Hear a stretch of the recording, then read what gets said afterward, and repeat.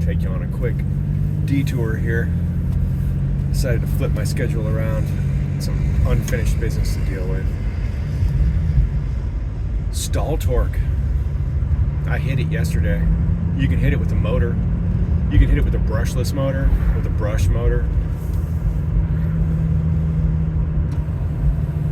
Motors are phenomenal. Like, you can just put out seemingly endless torque.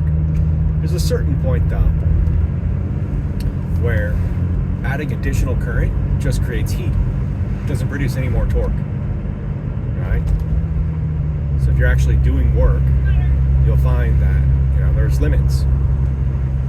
Leverage, gearing, there's RPM limits, electromagnetic limits, where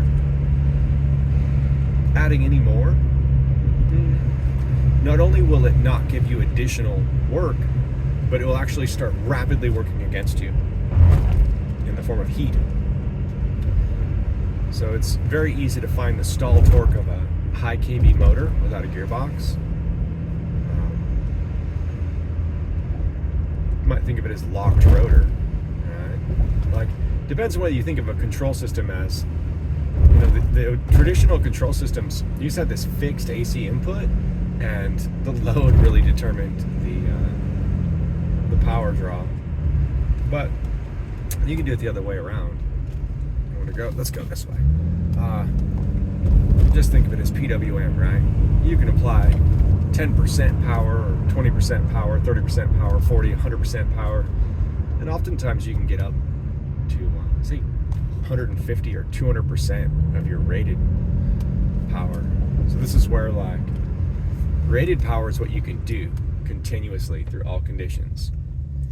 And then your peak or burst is what you can, like, boom, you know, but you're gonna fucking overheat and you're gonna wear out. You snap shafts, right? So yesterday I hit my personal stall torque, not my maximal stall torque, but the most I could give given the circumstances. You know, like, I just had no more strength in my shoulders. I could not bend any more wires. Like, no matter how much willpower I had, no matter how tight the deadline was, no matter fucking what anybody said, there was just no more torque to be had there, right? And at that point I stopped and I cleaned up to fight another day, because I know better than to sit there, you know, applying additional fucking current once you're already installed. Like, it doesn't pay. So had I done that, you know, like, ripping muscles will build muscles, but if you rip them too far, then you're just injured. So with the work I did on my shoulders and arms, in 2 or 3 days, it'll turn into, maybe I'll be 2% stronger than I was. You know, it builds up. I used to have a built upper body, but that was 30 years ago, 40 years ago, fucking forever ago, 30 years ago, 35 years ago, Jesus. So understanding, like, motor controls and thinking of yourself as a motor control system, it actually is an analogy that maps to many, many things. Like, there's optimal loading, right? There's, like, you can underload something and you're kind of just being eaten alive by running costs, you know, like just keeping the lights on and just basic inefficiency. So if you're spinning at like 1% load, you're gonna waste more than, you know, like your work to waste ratio would be very poor. And then you hit optimal loading, that's like the most, you know, continuous duty you can get. And then you can instead do peak loading, like peak rest, peak rest, peak rest. And you can get about the same amount of work, you know, maybe a little bit less than you get with a steady loading.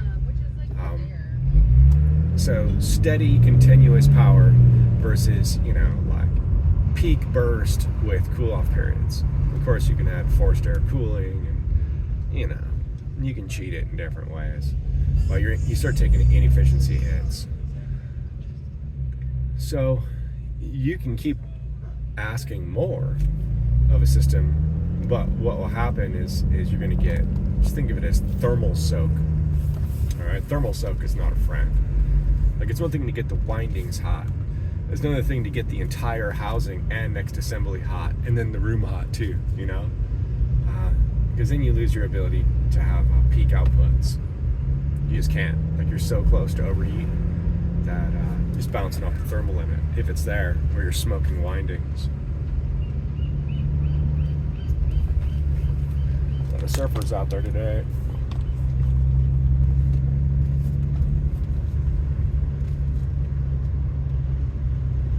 Same thing happens with a group of people, man. You can only get so much out of them. If you, like, say you take your regular Joe, you can get like 70% out of them. Now you can train for a higher output, you know, like 75%, 80%, 90%, you know, and that just takes a lot of work and a lot of pain and a lot of discipline. You get real strong doing it. And if you look at like Marines or people who choose to go into like extreme special forces, they get to the point where they can give like 120% or 130%, you know, for days and days and days. It comes at a cost. In our industry, your hairline recedes, your pot belly grows, you get a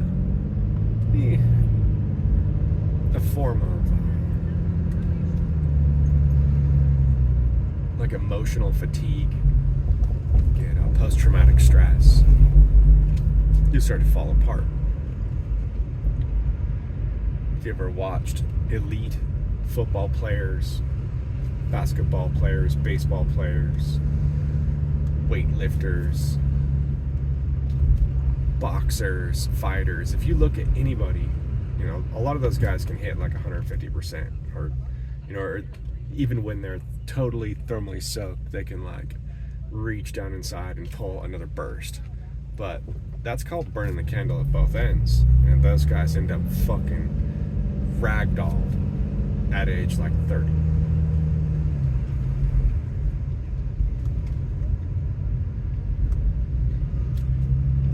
That dude's like 70 and he's heading out in the water.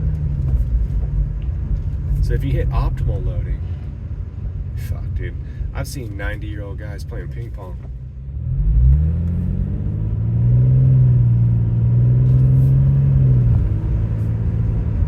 I gotta go jump onto something.